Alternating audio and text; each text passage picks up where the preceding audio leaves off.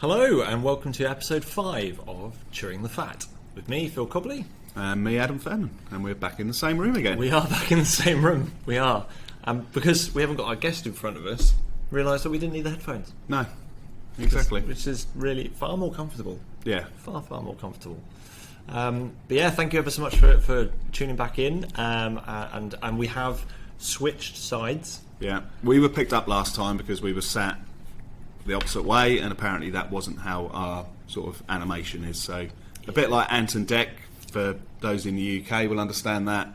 For those outside the UK, Ant and Dec are a couple of television presenters who always have to stand in the same place. So we are now doing that. So. Yeah, apparently.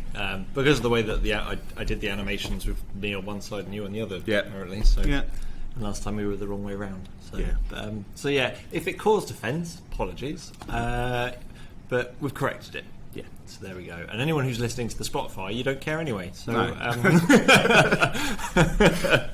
so there we go. But yeah, we've got a really interesting show again, I think. I mean, we're going to say that, we're biased. But big special guests. We do in Tom Farrell QPM. QPM, yes. It'll talk about that and explain what that is to anyone who's not familiar with it. But Tom's given up his time to have a chat to us on this show, which is great. And we're looking at child safety online and kind of how that links into a lot of CSAM investigations and abuse material investigations, and talking about some of the work that Tom has done and is now doing in relation to that. So really, really interesting and important topic as well. But yeah, to start, some of the industry news, I think. So first off, once again, as always, friend Josh has come up with an article. Josh, thank you again, as always.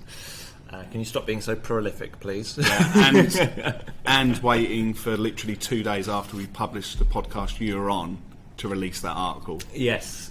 So it's about effectively detecting the whether or not an Android device has had a factory reset engaged or not. Yeah.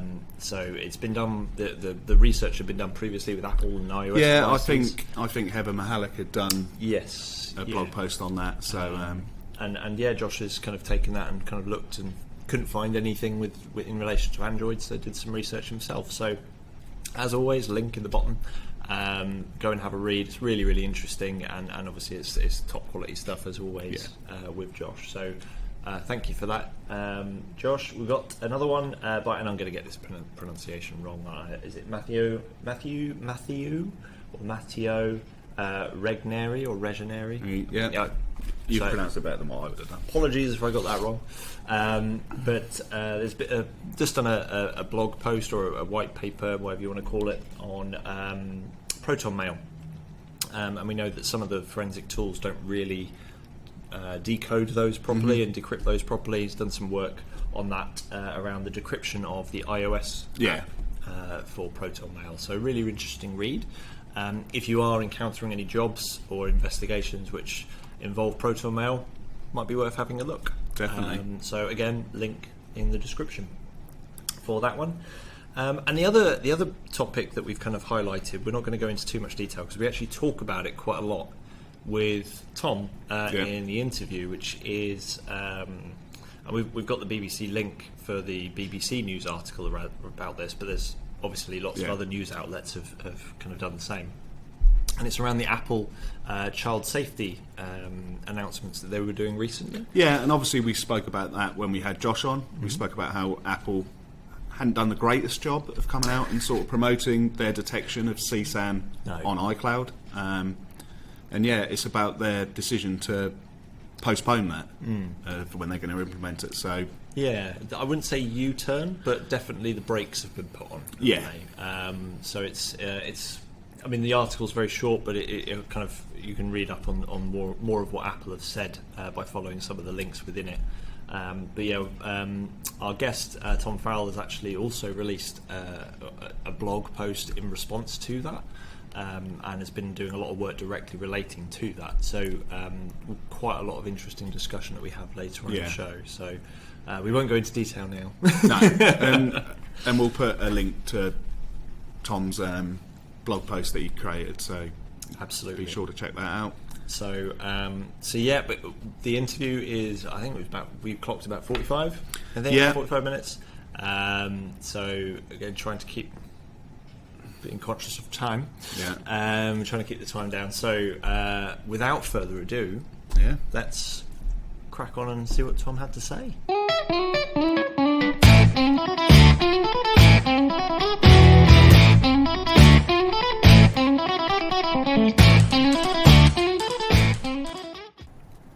Right, and we're back. We are honoured to have with us today Tom Farrell from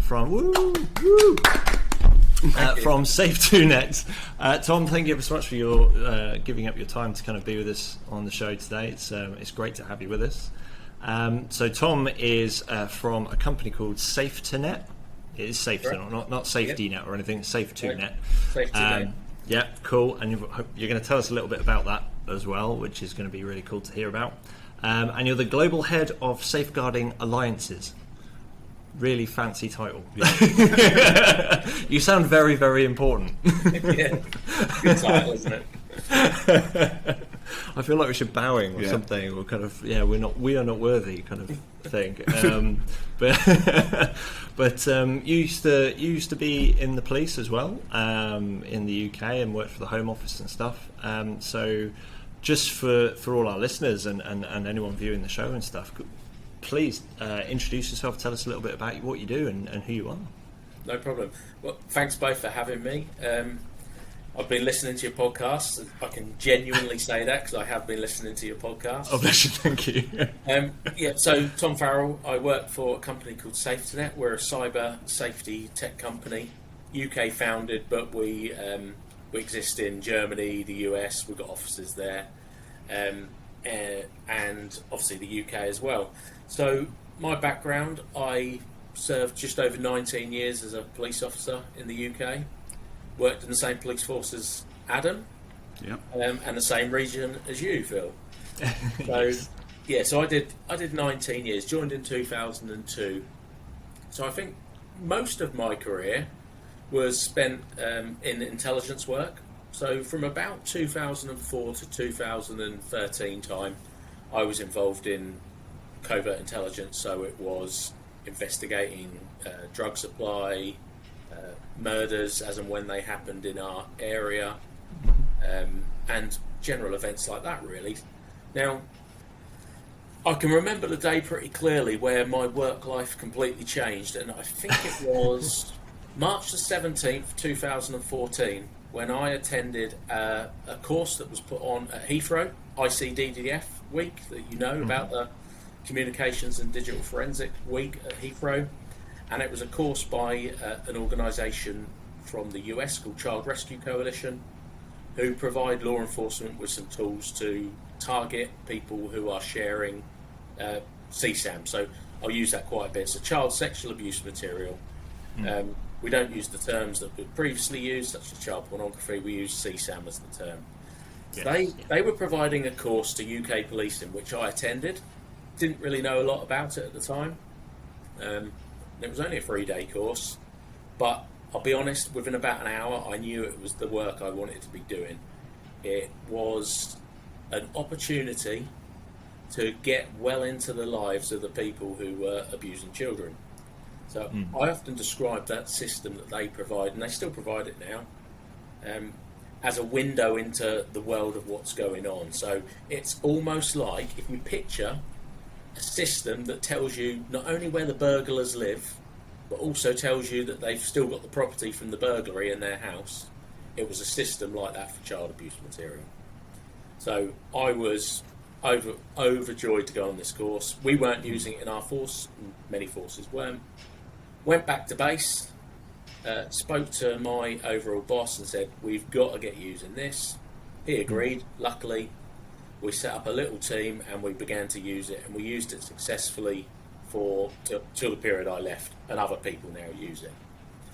So I got really involved in the overall worldwide movement that was trying to identify people causing harm to children. online, but also what they were doing offline to feed that supply of child abuse material.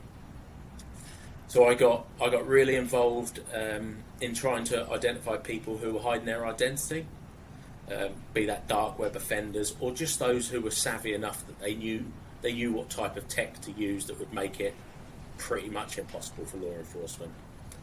So as part of that, in 2017, I was asked to go and help the UK Home Office to develop some solutions, some innovation solutions to try and target people on mobile devices. So I spent the last four and a half years of my law enforcement career seconded to the UK Home Office, and I was lucky enough, I was travelling extensively to the US, Canada, Australia, New Zealand and other places to try and help other countries do the same. So really enjoyable. I loved all of my law enforcement career, but that last 7 or 8 years was fantastic. So it probably makes you think, well, why did you leave? Which is, a little bit, yeah. Which is kind of an obvious question. Well, so what I was doing was reactive. I was identifying people who had already caused so much damage to children everywhere. You only have to look at some of the press releases you see out of the NCA. There was the guy who was living in Kings Lynn in Norfolk. The NCA investigated him. By the time he was convicted and got 20 plus years, it was estimated he'd done online abuse against over 5,000 children. Yeah. So at that point, it's too late. It's great to catch them, but it's too late. So I wanted to do something that was a bit more proactive. I see the problem as being one that we need to do more to stem the flow and the creation of material in the first place. Yes, yeah. So by chance, I got talking to a guy who had founded SafeToNet in the UK, a lady and a gentleman who had put their heart and soul into developing this company. And so what we do at SafeToNet is we develop tools, software that in real time can prevent children from any online harms, really. So we've got apps, SafeToNet app, we've got NetNanny app, which you may have heard of, which is a US parental control company, which we acquired earlier this year. So those kind of apps work in real time using AI to prevent children doing things that they don't want to do or prevent people getting near to them. So I'll give you an example. It works with an intelligent keyboard that sits on the child's device. So if the child, for example, was to type, "I want to kill myself, how do I do it?" it would try and help them in that moment. It would recognise that, and it would give them advice and try and point them in the right way to prevent that happening. So they're really important tools, because the key thing with what we do is respecting the privacy of children. So there are some parental control out there that if a child was to type something like that, it would tell the parents the exact content of what they've done. We recognise you can only get a child to use that kind of application if you respect them and actually make them the one who leads conversation and doesn't feel like everything they type is being watched or snooped on by us, which we don't. We can't see the content. So our AI interprets it, or by their parents. So that's the real key thing about us. But we're now developing other tech. We have a piece of tech which we're under development called Safe to Watch, which I'm massively excited about, because what it does in real time, and literally I do mean real time, it can detect and prevent the sharing of sexually explicit material. So if it sees that someone is recording it, it can block it, blur it, and prevent it ever happening. That's what we've got to do. Child sexual abuse material is so vast across all the forms of the World Wide Web that we need to stop the creation in the first place. So that's what pretty much my drive is, and that's what we do as a company. Wow. That is admirable work and vital work. So has SafeToNet ever approached like Samsung or Apple to try and get it integrated at that root level? So, I mean, the key aim is we use a term of out of the box. We want our tech to be out of the box. So the absolute ideal scenario for everyone, to stop children being victims online, stop everybody being victims. It's not just kids. There's plenty of adults who are coerced into things online. Is it should just be part of the way we interact with our devices. We're all very comfortable with many of the apps that are permanently on our device. You can't delete them because that's part of the Samsung or the Apple operating system. Well, we want people to be comfortable with the fact that the device that you give to your child protects them from the very first second you turn it on. So we welcome all those conversations with the biggest companies, be them handset providers or telecommunications companies. Anybody who can impact really and have an influence on what goes on a device from out of the box. So they are certainly discussions with various people that we do have and will continue to have, but we also welcome as well. Yeah, because to me it just makes sense that if you buy a device for a child and you set it up, and when you're setting it up you choose to have parental controls on, that some of those features that SafeToNet have developed would be perfectly suited, in my opinion. Yeah, absolutely. Yes, I mean, I do genuinely think we might look back in like 10, 15 years' time and wonder how the hell we allowed mobile phone devices, laptops, Chromebooks, tablets to just be given to anyone with no safety in place at all. I do wonder whether we'll look back and think we really have let children down by doing that. Yeah. And I mean, it's a hard decision, isn't it? It's a hard decision for parents. I remember my brother speaking to me about his older son, about how all of his friends have got mobiles, and do I let him have one? And it's one of those ones that if you don't, you'd rather he knew about it. So you'd rather know that your child has got a phone rather than deprive them of one and they go and get one without you knowing. 100%. So I mean, I've got children myself, so I've got 3 children. I'm a massive believer that the answer is not to take away devices. It's so that when this all first started, everybody's answer was don't give kids devices, don't allow children to have more than 30 minutes a day on a device, don't allow them to have it anywhere out of your sight. Well, we kind of have to judge how our children act by how we act. It's a bit hypocritical. I sit, probably like you guys, I sit on my mobile phone for an awful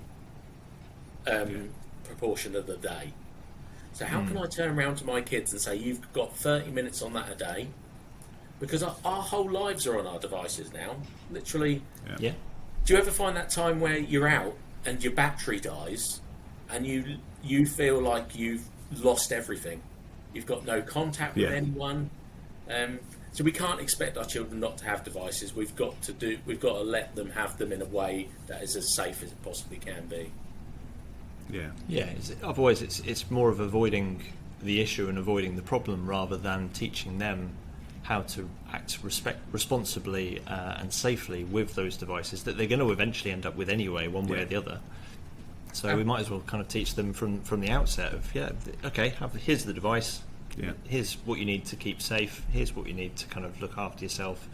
And it's the same as kind of when I imagine. I mean, I don't have children, but when you kind of they get to a point where you start letting them kind of go out and explore on their own, you teach them those years leading up values. to it. You know how to look after yourself, how to be safe. And it's same with the device. It's going to happen. And it is going to happen. And you're right, Phil. So I always bring it back to what I'd say normal life, so offline life, where I know as a kid, if my parents had been so strict that you can't drink, you can't go out, you're going to do it anyway, aren't you? But you're going to do it behind their backs. Yes. You're going to do it in a sneaky way. Now, it's exactly the same with a mobile device. Every child at a certain age is at some point going to want one. Well, and if you say, no, you can't have it, they'll probably get a friend to give them one. Well, wouldn't we be better to just let them have it, but make it as safe as it possibly can be by having a bit of a shared relationship with your child where you both are aware of online safety? That's what I think is important. The parent and the child has to be, because, I mean, we're all pretty techie, but I would still say that my children are already getting to the stage where I think, how do you know that? They're more techie than me. Yeah, Yeah. because that's what they've now grown up with, haven't they? That my wife and I were laughing the other day, saying they don't know what dial-up is. They don't know what a world is without the internet. They won't have ever heard a dialing tone on a phone in their whole life. So, I mean, we've just got to accept that they're going to have devices, whatever happens. Let's make it as good as it can be. Do you think, because Instagram were recently in the news, weren't they? I think it was to do with sort of suicide, that tech companies need to be held more accountable. Because obviously we've heard the stories of Facebook where they've got young children reviewing some of this sort of CSAM material and they're paying them peanuts, and, you know, should they be held more responsible? I mean, yeah, so they absolutely must, but so I'm quite clear not to. The really easy thing to do is just bash the big companies. It's really easy to go, Facebook should do more, Apple should do more, Samsung, Google, everyone. And yeah, they should do more, but I also have to recognise that they are doing some really good work. And I know from law enforcement career that some of them are got people working tirelessly 24/7 to try and prevent it happening. I kind of feel that actually the problem started before them, because you'd have liked to think someone would have had the foresight when all this was kicking off to make laws that actually looked into the future a little bit and regulated them from an early stage. We're playing catch up, aren't we? We've got the online harms bill, which will hopefully happen in the next couple of years, that will and should put some more pressure on them. But it's not too late, because I'm never going to give up. But it's come too late. Yeah. It should have happened the other way round. Yeah, you're right. And one of the things that affected digital forensics when I worked in it in the police, and it still affects today, and Phil and I spoke about this on a couple of podcasts, is content in the cloud. There is still such a grey area, and we know this from speaking to US colleagues, that it's the same there, that it's still an untested water as to just because that content is held in a server in the US that's accessed in the UK, or we don't dare, you know. Yeah. And you're absolutely right, Tom, about the legislation and kind of trying to keep up, because how many of us in law enforcement, I mean UK particularly, but I'm sure it's the same elsewhere in the world, but with the Computer Misuse Act in the UK, which was kind of early 90s, and was pretty much not updated at all, not amended at all, really, and it did not keep pace. And that's why we find ourselves in the situation that we're in now. And digital forensics and cyber investigations and things like that have been hindered because the legislation hasn't been able to support what they needed it to support to enable them to do the jobs that they wanted to do. Do you know what? The other day, so I was saying to you both before we started recording, I was listening to your last podcast with Josh on my daily walk. And my heart dropped a little bit when you spoke in your news about, I think it was Windows 365, and I just thought, do you know what, my heart dropped for my friends who are still in law enforcement. I thought, your job's hard enough already. That is surely going to be so difficult to obtain evidence. So it takes me back to my point of why I've made the career change. It's because if we prevent it happening in the first place, that doesn't become so much of a problem, because law enforcement can't cope with the quantity at the moment. If you add in that the evidence is not even going to sit on a device, well, that just makes life really difficult, isn't it? Yeah. Yes. And I think that leads perfectly. So we brought the article up before, and you've wrote a great blog piece on it about Apple's proactive approach. They took a really good proactive approach, and we spoke about it with the podcast with Phil. With the last podcast with Josh. And since that podcast has been recorded last month, Apple have now done a U-turn, which is what your blog piece was about. So, a tech company trying to do good. Yep. Yeah. I mean, do you want to tell the listeners a little bit about that and your thoughts on that subject? Absolutely. There's so many positives and so many negatives. I feel so So let's start with big positives. Apple in 2020 made only 265 reports of child abuse material to NECMEC, 265 in total. For comparison, Facebook and their various entities made just under 20,500,000. So we're talking scale off the charts. That's a big divide. Now I know we've got a difference there because Apple is a device manufacturer and Facebook is more about content, so you would expect more on Facebook. But what is quite clear is that 265 is nowhere near what should really be reported. So fantastic that Apple chose to do what they're going to hopefully still do. But what really hit me was that, so in my blog post, if people were to read it, they'll see that I start off by talking about how Apple are the kings and the queens of the announcement. We had one the other day, didn't we? California streaming, where they're slick, the presentation's beautiful, everybody who's got any kind of Apple device is waiting for the clock to tick over and watch it. Yeah. And they tried to do similar with these announcements about child safety. And the key thing for me is child safety isn't about the fanfare. It's about doing it well. So they made what they've now admitted to be a series of very confused announcements, which have led to the situation we're in now, effectively, where they have cancelled or postponed the implementation of their child safety features, and there's no date currently for them to come back. We don't know what they're going to look like when they come back, hopefully. But one of the big problems, I don't think they fully understand the whole issue. So this will seem really minor, but at the start I said the term CSAM, child sexual abuse material.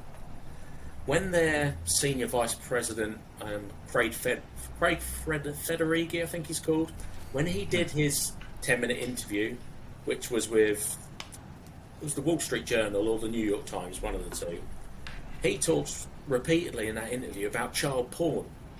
And my heart dropped because I thought, you don't understand the basics of the problem we're trying to address, because language is so important.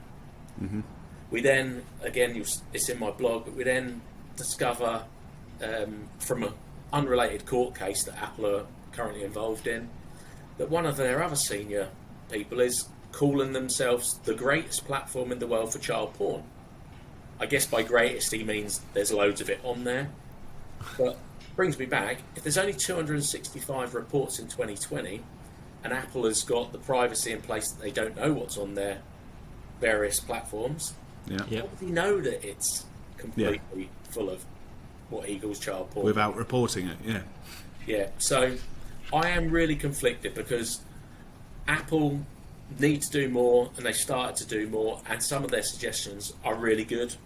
They're talking about on-device stuff like what we want to do, because on-device is clearly the way to go, because end-to-end encryption is going to make life even harder. But I just think that they could have done it in a more sensible way. They've backed themselves into a bit of a corner, because the confused message has played right into the hands of the privacy advocates, who are now framing this as a privacy discussion. When they announced their delay, the Electronic Frontier Foundation posted an article that said, we've won, we're the winners. And I mean, I posted a comment on there just merely saying there's definitely no winners, but there is a massive loser of the delay, and that's children, because we're going to miss so much. And we're not just talking about people who are possessing material that's been in circulation for years. We're talking about people who are possessing material but also creating it and abusing children as well. Because their technology was going to detect, what was the threshold, 30 CSAM images, wasn't it? Yeah, so I mean, the threshold thing is, you guys will know this, particularly you, Adam, from Mobile Digital Forensics.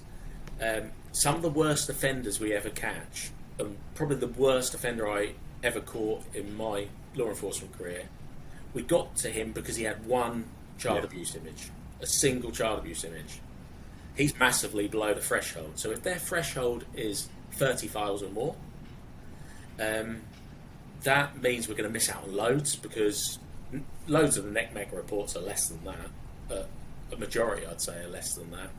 But it also creates this kind of almost a bit of an illusion that a few is okay. Yeah.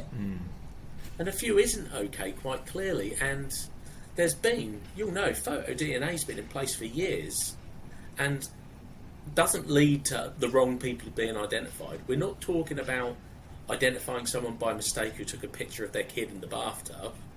We're genuinely talking about people who are abusing children right down to like babies. So the threshold, I cannot accept that the threshold is something that ever needed to be there, and actually it's created this a bit of an illusion that they're not overly certain about how reliable their technology is. Yeah, I just found that threshold baffling because I'm the same as you, that one is too many. And just because they've only got one on that Apple device, it doesn't mean that when you execute a warrant at their home address that they haven't got umpteen other devices that are full of it. Yeah. I mean, the cynic in me, and I might be wrong, but the cynic in me that kind of threshold just screams of a commercial decision from a cost perspective, because they know that actually when they open the floodgates, this is going to be quite severe.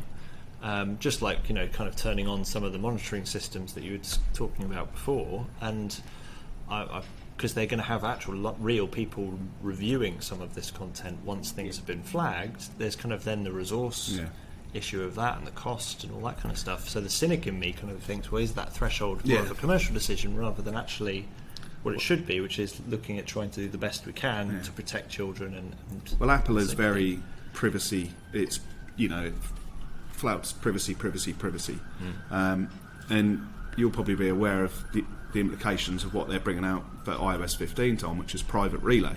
Yeah. So how is that helping law enforcement? I mean, so the private relay thing, I guess people listening will know that effectively is going to make it so that an IP address doesn't come out the other end if somebody on an Apple device is any kind of offending behaviour. We're not just talking against children. I mean, that has come in, it's kind of by stealth that's going to come. Yeah. That's going to have a huge implication for law enforcement worldwide. We're not just talking about offences against children. We're talking about every kind of offence that might take place on a device. So yeah, that I know certainly will. It worries me, and I'm not law enforcement anymore, but those kind of things, again, just point me towards the fact that it's going to become harder and harder to identify people online, so we need to do more and more to prevent it happening in the first place. So, with colleagues that I've got in the US, and obviously knowing about sort of going direct to these tech companies with warrants and things like that, that's widely available in the US. As ex-law enforcement in the UK, how easy was it for you guys to approach these big tech companies? So, I mean, I wouldn't even just say big tech companies. Let's say, what's probably quite good is let's do a NECMEC referral. So a NECMEC referral comes out to, say, law enforcement in the UK, and it gives them some information about somebody on a particular platform who's doing some kind of, let's say, online grooming. Now, if you haven't got enough information contained within that initial report, you've then got to make the legal request back for additional information. And I know from some of the colleagues who were carrying out the actual hands-on investigations, they were waiting over 12 months sometimes for the information to come back that they needed. Now, that's 12 months in the context of the work I used to do, where someone is not convicted, and unless you've got particular conditions, particularly unique circumstances, they're not under any conditions, and they can carry on pretty much as they were before. So, yeah, that's a huge problem. And it's not simple in the US. They've still got to go through a lot of legal hoops. It's just that they're in the right jurisdiction as the companies where the companies are based. But yeah, massive problems. I'd imagine, and I don't speak with expertise on this because this is coming in since I've left, but I would imagine that that's going to make it really difficult if you get a report that's had a private relay function involved in it, and then you need to go back for more identifiers to try and work out who the actual resolve it. Yeah. I mean, it just kind of screams of it. We saw the challenges that were faced, and thankfully that were overcome in terms of things like the Ancro chat and things like that, where, you know, thankfully there was some exploitation done from law enforcement and we're able to kind of crack that. But if that starts becoming just kind of everyday life in every iPhone, Yeah. you know, Because that's effectively what they're doing. effectively, yeah, and I mean, it's gonna kill the market for these kind of specialist phones because people just won't bother spending several £1,000s on a specialist phone. They'll just spend £1,000 on the latest iPhone and use the relay chat. Similar prices when we check Similar the new prices, of the yeah. latest When iPhone. yeah. I mean, I kind of like, the way I look at it is that for years we've been thinking that going on the dark web was the best way that somebody could hide their identity and not get caught. Well, actually, it might just become by having a mobile device on a particular brand will just make you almost as anonymous. Yeah. Pretty worrying thought, really, that could happen. Yeah. Yes, yeah, no, quite terrifying, really, and we need to kind of watch it very carefully to see what happens. But with the work that you do, Tom, and the work that you've done, is there, and correct me if I've kind of got this, if I'm going down the wrong route here, but is there a way that you guys directly support or interact with or engage with law enforcement with what you do, and if so, kind of how does that look? Is there a way that you kind of support digital investigations with law enforcement directly? So that's a big part of my role description. So I'm only 7 weeks or so into my new role, but a big part of so I was working a lot before I left law enforcement in the Home Office with other agencies around the world. So a big part of my role is to be in contact with them and work out what we can do for each other, because the reality is the only way we get anywhere near solving the problem is a team game. Sounds corny, but it's true. The biggest tech company in the world can't have the answer by themselves. We know that. And companies like us, we need to work with law enforcement. Law enforcement need help from companies like us. They need help from tech companies. They need governments to help them with legislation. So a big part of my role, my long title you read out at the start, is really those. It's about safeguarding alliances, we'd call it. So it is making sure that we speak with law enforcement, we speak with governments, we speak with NGOs, we speak with tech companies, and we make sure that we're all working together for the benefit of everyone to get the solutions as good as they can be. Fantastic. And obviously, one of the things that you achieved in the police that you didn't bring up was that you actually got a Queen's Police Medal. Do you want to tell us about that and how it felt when you found that out? And you weren't going to get away with it without talking about it.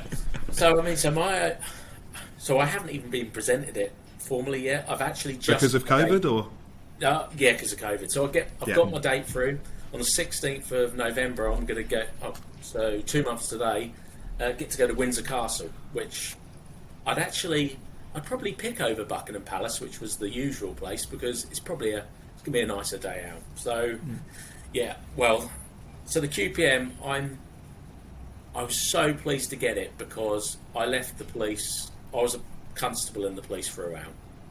I didn't get promoted. QPM is largely associated with chiefs or retiring chief officers. They don't go to too many rank and file. So go back. So I found out in June 2020. So normally you get a letter through the post, and it's a letter from St James's Palace, blah blah. Well, because of COVID, I got an email. Now, subsequently found out a load of people apparently deleted the emails because they thought they were spam and fake. yeah, Wow. You don't normally get an email. So I get an email. It says, you've got it, but it's delayed indefinitely because of COVID. You can't tell anyone. yeah, So I'm literally like, I remember it was on a Friday evening. So inside you're like, oh my God, this is amazing. But it says you can't tell anyone, and it actually doesn't give you a date when you'll be able to tell anyone. yeah. So as it turned out, I think it was October the 10th, they finally got announced properly. I mean, I'm not going to lie. Some people say it's not about awards, and it isn't about awards. But I did feel genuinely like over the moon because it's quite unusual to be recognised at a lower rank. So yeah, no, it still feels a bit unreal, to be honest. But many congratulations for it. Most definitely deserved with the work that you've done and the passion in which you do your work. Yeah, and it is a credit to what you do. And we chatted before we started recording, is the work that you did certainly increased the amount of work I used to do in the digital forensic lab. But you also mentioned that you did some work with Magnet. So do you want to tell us a bit about, because they developed a free bit of software? Yeah, so I'm trying to think what year it would have been. It was ICDDF again, where a lot really happened, probably in the margins more than in the actual session. Yep. But I was having lunch with a few of the guys from Magnet, including Jad. Jad and Adam had come over, and Jad and I had spoken a couple of times before about triaging and what could be done to help, not just triaging during warrants, but how could we help those who were managing sex offenders? So the poor people who were having to go out to the homes of registered sex offenders, and we were, let's be honest, law enforcement, that was often a role that wasn't given to the most techie people. It was often given to people near the end of a career. So we started to talk about, could you do something that would make that life way easier for them? So Jad coined the term Magnet Outrider. I know they're Canadian, but a nice North American type name for somebody who leads from the front and goes ahead. And we began probably over the space of about a year to bounce backwards and forwards ideas of what could this triage tool look for.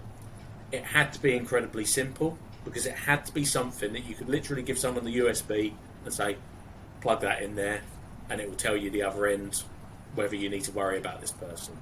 So Outrider got developed. I was doing a lot of the testing for it with Jad. We tested it in our police forces with the guys who were managing the sex offenders. And from what I can see, it's developed into a really, really good tool. It can scan. It's not to replace the digital forensics world. I'll just calm you down, Adam, because I know a lot of people in DFUs would have been absolutely spitting feathers when they heard the triage device going into the hands of the It's a controversial subject sometimes. It's not to replace that. It's a realistic approach. Law enforcement can't continue to go to a warrant and be presented with 100 devices and expect to seize the lot and take the lot back to their DFU to analyse. We all know that. Yeah. So, I mean, it scans ridiculously quick across the drives on the computer, and it just gives that indication. It will tell people if there's files on there relating to CSAM. That's a really good addition to it. It will give them. It will tell them whether they've got Crap Cleaner installed. It will tell them whether they've got cryptocurrency on their devices. It's a really good solution, and I think I'm sure I saw a webinar recently where they've just released another new version of it, and it's really good. Yeah. You know Magnet. Others do it as well. There are other brands, but they are, because of Jad's background in law enforcement, I think they have still got that desire to create tools that are to help law enforcement. Yeah. Did Jad ever tell you about how he started IF? No, go on. Did he ever tell you that? So he was off sick, and he developed it, I think, in his basement. And it used to be free for law enforcement. That's how the guys in Mild Unit used it. He gave the first version, which was just, was it IF or Internet Find, something like that. And he shared it free to begin with. And just because, like you say, ex-law enforcement and just wanted to put the bad guys away. It got everyone hooked. Yeah, Being a new drug dealer, give it to them for free to start with, and then they'll be hooked. Exactly, and then Adam saw what he was after and went, I can help you with that. and now they floated. They did an IPO, didn't they? I mean, they did, yeah. Incredible, really. But Yeah, so that was really enjoyable, and that was probably my first proper taste of working with private industry, but for the benefit of law enforcement. So it was really, really good fun, and it was good to have like such a close working relationship with the founder of such an important organisation as well. Yeah. Did you do much work with Cade? No, not really. So because most of my work sat outside of, my work pretty much stopped at the point that law enforcement got to the front door and arrested, dealt with the individual. So not much of my work really took me into the Cade world. Yeah. That's something that's being integrated into all of the digital forensic tools, which I think is a good thing. I know there's some pretty big police forces now who are just scanning phones, computers as soon as they come in, and if there's a hit come from the Cade database, then they're instantly charged. Yeah. I know there's certain police forces that disagree with that sort of way of dealing with things, because you're going to miss first generation images. But like we've all said, the amount of devices that are there now, it's impossible to scan through every single device. Yeah, I think it really the demands and the issues that law enforcement have always had with backlogs and the fact that they're getting bigger. I think it really kind of highlights what you were talking about, Tom, in relation to needing to cut it off at the source and needing to actually look at prevention rather than trying to react to these jobs as we kind of become aware of them, and actually kind of putting things in place to stop the offences happening in the first place. Before COVID, I was dealing with a private customer who runs his own digital forensics for, different sorts of investigations, IP theft and all that sort of stuff, and he asked me if I'd be prepared to go into his child's school and do an online safety presentation, and that didn't happen because of COVID, and it got me thinking that, like we were saying at the beginning of the podcast, that we should be educating children at high school. This should be part of their curriculum. I'd go back further. I think I'd go back to, so my youngest is 9. She already knows too much about how devices work, so I think we've got a key window, and we've got a key window probably around years 4 to 6 maybe. So just for international listeners, what age range are you? So we're talking probably, let's go for the 8 to 11, because by the time they got to high school, I still think we should interact with high school age, but if you're going to make it a seamless part of their growing up online experience, you've got to get in right at the very beginning when they're more accepting. My eldest is 13 now; she's good as gold. So if I said you're going to have this on your device, she'd have it on her device. But a lot of children at 13 are already at that age where they think they don't need help. Yeah. So certainly a lot of our focus, and my personal opinion is, there's a key window, and it's about the ages of 8 to 11. But is that happening or not? I haven't got a child that age, so I don't know. Not as well as it should do, because it requires, let's take the UK for example, it requires a Department for Education buy-in to do that.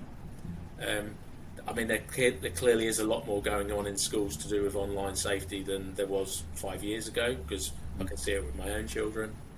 But there should be more and more. Really, I don't think you can have enough of that. Yeah. No.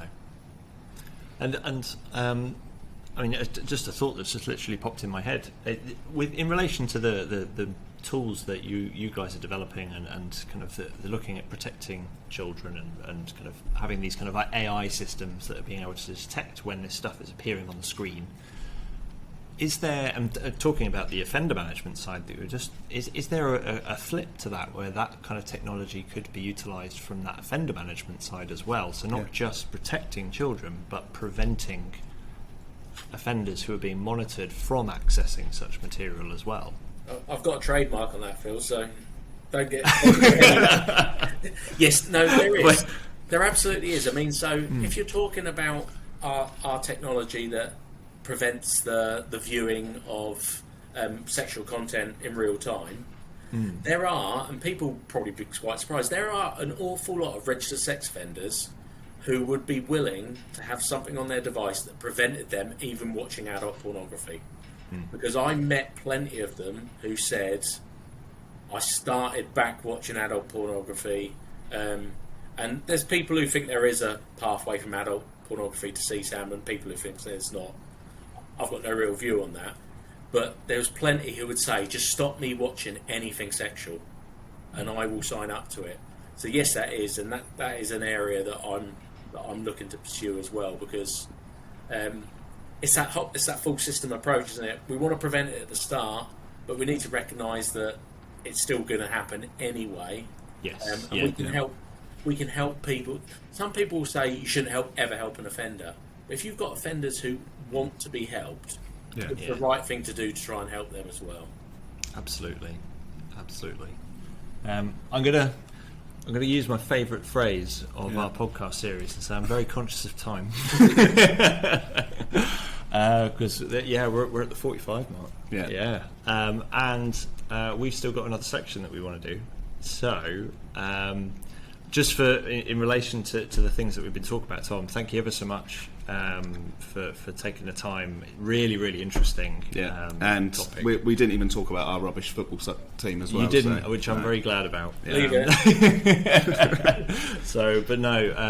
appreciate it. And we'll put all of the links that for all the different things that Tom's been talking about on the description for the podcast. So if you want to go and have a look at that, including the blog post and things like that. So we'll put all of that into the description for it. And Tom, if there's anything else you want us to include, then please just feel free to let us know.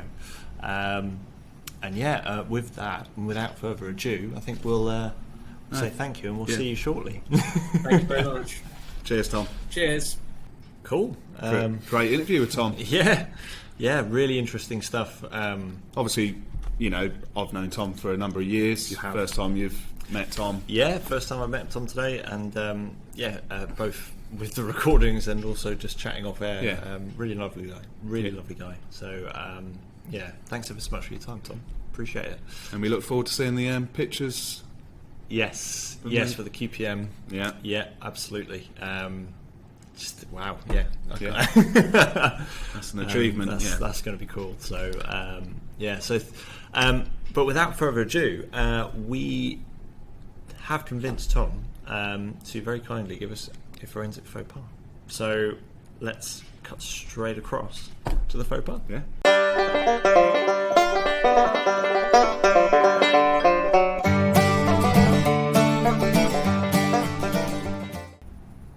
Okay, here we are. Forensic faux pas, favourite part of the show. This is where we get to hear, and this is for anyone who's not new to it. If you've listened to the show before, then you'll know what the forensic faux pas is. But anyone new to the forensic faux pas, this is where we get our guest to admit to or tell us a story of some kind of embarrassing or funny story where something has gone not quite right. And for anyone who's new to the industry, just to kind of reassure you that this stuff does unfortunately happen, and we all live through it. We all get through it. It's okay. Just kind of take the embarrassment. So, Tom, I understand you have got a forensic faux pas for us. So, whenever you're ready, please feel free to spill the beans. Yeah, no problem. So, I quite like mine because it's not my fault. So it doesn't make me look too bad. No, well picked, well chosen. Yeah, not choose one like that. So, in the latter part of my career, I was obviously working with a fair few law enforcement organisations. I won't name those involved. Probably best. But we were on a CSAM investigation, so an investigation into someone who was downloading and sharing child abuse material. And fairly rare this was, but there was a need for us to replicate a process they'd done. So we needed to download some ourselves, which meant that I knew the software I used to monitor that particular forum, I'd get a hit. So I knew that I'd probably get a hit that came back to the law enforcement agency. So not a major problem because, as most people probably know, law enforcement agencies use what we'd probably call a covert internet line. You don't want your internet line coming back and saying Sanford Police blah blah blah. Sanford Police Station, 1 the High Street, Sanford. You don't know. Yeah. So we did all of that. We went through the process. We downloaded it. Sure enough, I got a hit. So I did my normal process. For transparency, I went to the service provider and said, can you tell me who was using this IP address at this time? Knowing that it would come back to our covert company, our covert line, no problem. And then I'd get a senior officer to sign it off. So it came back, and sure enough, it came back to the covert company. Brilliant. But it came back to the covert company at the police station, Sanfordshire. And you're like, so actually, you can't have a covert internet connection that's registered to the police station. So sure as hell, we'd been paying a load of money for that. We then went back to the service provider, and you can imagine how we were with them, because if that had been someone serious, somehow reversing our IP address, that could have uncovered who was really doing the work. So not my problem. Risk and everything. Yeah, I mean, if you'd had undercover officers working from that location, for example, that could have caused you some problems. So not my mistake. I'm sure I did make plenty of mistakes, but I had to choose one forensically related, and that's the one I've come up with. Nice, brilliant. I imagine that's probably going to be the only one of that kind that we're probably ever going to hear. So, so thank you for that. That's brilliant. Word to the wise, advice for anyone listening: check your covert line. Make sure it's resolving to the right place. Not the police station.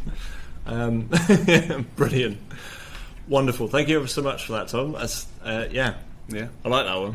That's different, a little bit different. It's different to your kind of I've imaged my hard drive. So like it. Once again though, Tom, thank you ever so much for taking the time out today to kind of talk to us and kind of share your thoughts and kind of learning a little bit more about what you do. And congratulations again as well for the award and everything. All joking aside, thoroughly well deserved, and it's great that we've got such an ambassador for what we do, kind of with us and among the ranks. So will you actually be able to meet the Queen? I forgot to ask you that. Yes. Well, I don't know who it will be yet. I'd love it. I'd absolutely love it to be the Queen. That would be fantastic. You'd probably have to go in a respirator, I reckon, for her safety. I'll send you a picture if that happens, and you can show everyone. Yes, please. Please do let us know how it goes. And if you do any pictures, then just send them across, and we'll put them on. The show. And best of luck with SafeToNet. Obviously, new career for yourself. I'm sure you'll make some great changes with them. And if you ever want to come back on, talk about any new technology, you're more than welcome to, buddy. Yeah. Thank you very much. Thanks, bud. No worries. It's been a pleasure. Thanks so much, Tom. Cheers. Okay. Well, another great faux pas. A different one. Very different, yes. Didn't quite expect us to be talking about covert internet lines and things like that, but it's not a secret that they exist. No. But I don't really want to have been the person who set that one up. No. Configured that one. Oops. But thanks ever so much again to Tom for all his time. I know we had a really good time and a good laugh, and between the recordings we had a bit of a natter and a good chat as well, which was good fun. So thank you, Tom, for your time, and hopefully for you guys as the listeners, we hope that you enjoyed it and found it useful. If you've got any thoughts, comments, feedback, as always, please do feel free to get in touch with us. The email address being podcast.ctf@gmail.com. And Twitter handle is @chew and then IN the fat pod. So chew in the fat pod. So chewing the fat, but without the G. Basically. Go find us on Twitter. We do announcements and all that kind of stuff on there as well, or rather, Adam does. I have nothing to do with it. I still don't understand Twitter. I still don't get it. There we go. One other thing, if Adam and I have been having some discussions kind of about the pod. We've been getting some great feedback from people, some nice communications. We've had some people sending in emails and comments and various other bits and pieces. So thank you ever so much for that, and please keep them coming in. Good or bad, whatever it is, please let us know. We want to do this for you guys. But we've also been discussing whether or not to, just from a production and time saving perspective and cost saving perspective, in the longer term, whether or not people would like us to continue doing the video content, or whether or not you want us to just go straight for audio and just do audio only. So it is a lot simpler to do the audio only. Yeah. We do enjoy doing the video stuff, but it does take a lot longer. And we only really want to do it if we're getting people, if people want to see it. Yeah.